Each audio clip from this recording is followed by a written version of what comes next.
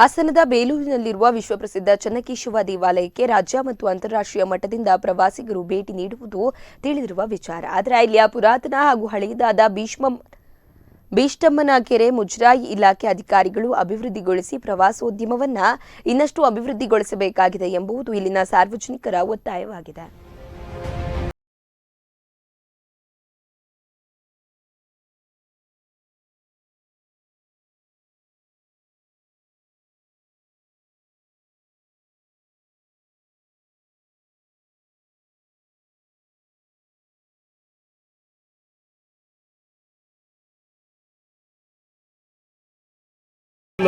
ವಿಶ್ವವಿಖ್ಯಾತಿ ಪಡೆದಿದೆ.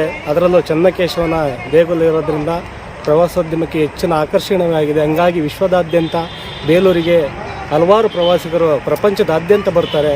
ಆದರೆ ಇವತ್ತು ಬೇಲೂರಿನ ಕೂಗಳತೆ ದೂರದಲ್ಲಿರ್ತಕ್ಕಂಥ ಬಿಷ್ಟಮ್ಮನ ಕೆರೆ ಏನಿದೆ ಅದು ಇನ್ನೂ ಕೂಡ ಅಭಿವೃದ್ಧಿ ಆಗಿಲ್ಲ.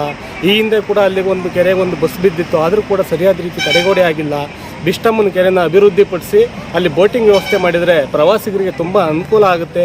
ಜೊತೆಗೆ ಇನ್ನೂ ಕೂಡ ಪ್ರವಾಸೋದ್ಯಮಕ್ಕೆ ಹೆಚ್ಚಿನ ಉತ್ತೇಜನ ಆಗುತ್ತೆ ಅಂತ ಈ ಸಂದರ್ಭದಲ್ಲಿ ಹೇಳ್ತೀನಿ. ಈ ನಿಟ್ಟಿನಲ್ಲಿ